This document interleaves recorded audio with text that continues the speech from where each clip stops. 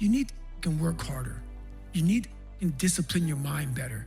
We need to help people more than just saying it's okay. It's okay that you're not willing to help yourself out. That's not okay. It's not okay. It's not acceptable.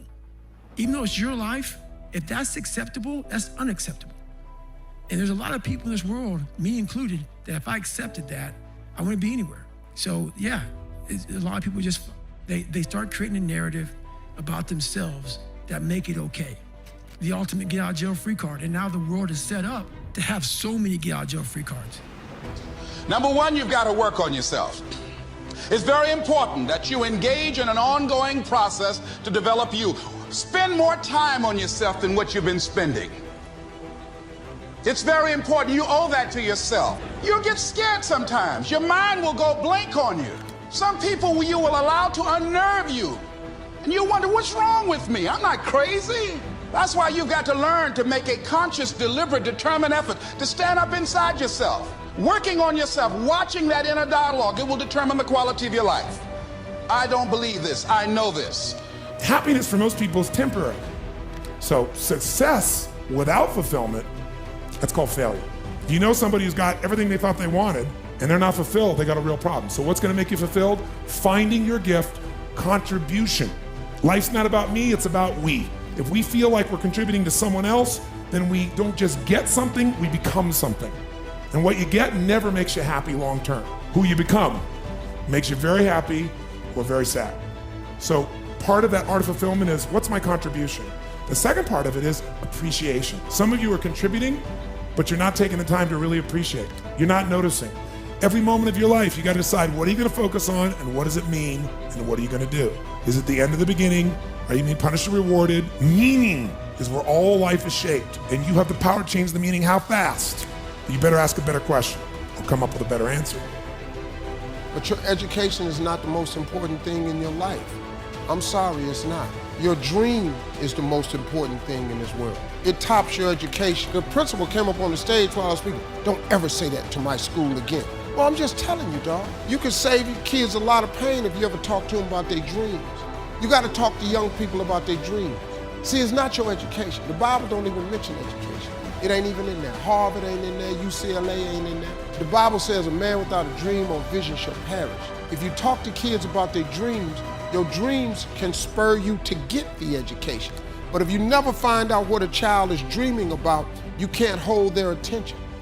So if you want to make 6 figures, you can't just be talking about you want to make 6 figures. You hear what I'm saying to you tonight? If you do the 3 things I tell you to do tonight, I guarantee you, whatever it is you want to do in life, you'll be able to do. You will be able to accomplish whatever you want to academically, financially, relationally, whatever. So 3 things. All right, now I'm gonna tell you the story. I gotta get out of here. There was a young man who, he wanted to make a lot of money, and so he went to this guru, right? He told the guru, I want to be on the same level you on. And so the guru said, if you want to be on the same level I'm on, I'll meet you tomorrow at the beach at 4 a.m. He like, the beach? I said, I want to make money. I don't want to swim. Guru said, if you want to make money, I'll meet you tomorrow, 4 a.m. So the young man got there at 4 a.m. He all ready to rock and roll, got on the suit. The old man grabs his hand and said, how bad do you want to be successful? He said, real bad. He said, walk on out in the water. So he walks out into the water. Watch this. When he walks out into the water, it goes waist deep. So he like, this guy crazy. He like, I want to make money. He got me out here swimming. I didn't ask to be a lifeguard. I want to make money. He got me in. So he said, come out a little further. Walked out a little further. Then he had it right around this area, the shoulder area. So this old man crazy. He's making money, but he crazy. He said, come on out a little further. He came out a little further. It was right at his mouth. My man like, I'm about to go back in here. This God is mine. So the old man said, I thought you said you wanted to be successful. He said, I do. He said, walk a little further. He came, dropped his head in. He had him held down. Just before my man was about to pass out, he raised him up. He said, I got a question for you. Somebody answered the question for me. He said, when you were underwater, what did you want to do? I said, I wanted to breathe. He told the guy, he said, when you want to succeed as bad as you want to breathe, then you'll be successful. I don't know how many of y'all got asthma in here today, but if you ever had an asthma attack before, you short of breath, SOB, shortness of breath, you wheezing. The only thing you trying to do is get some air. You don't care about no basketball game.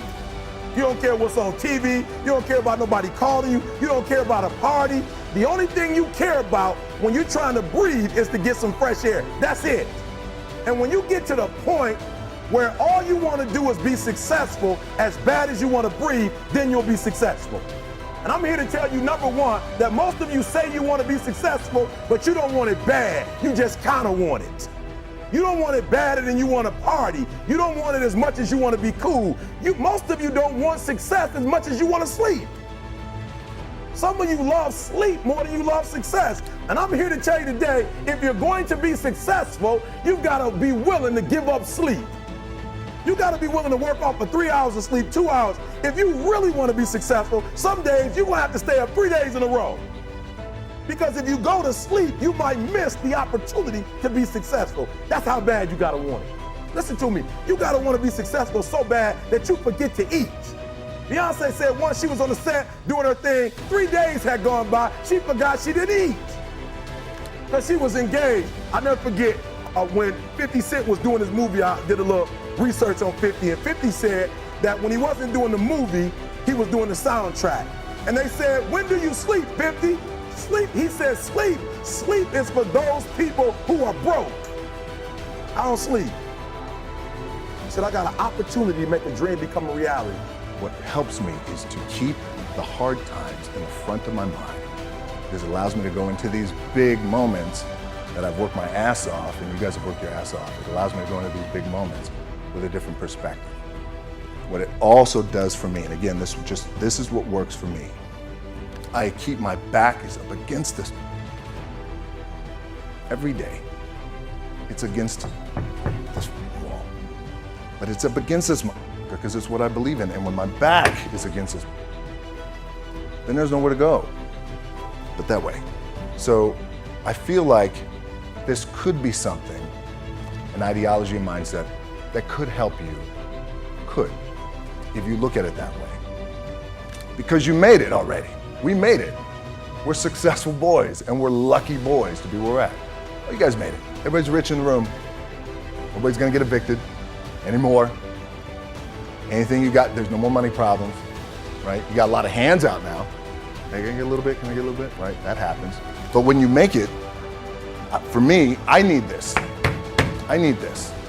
So every day, my back is up against this, and this is how I operate. Now, doesn't mean you don't smile, doesn't mean you don't laugh and joke, right? You're happy, I'm a happy guy.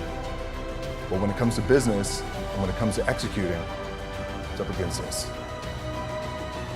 And I gotta go that way. And I don't give a who is in front of me. They're not gonna stop me.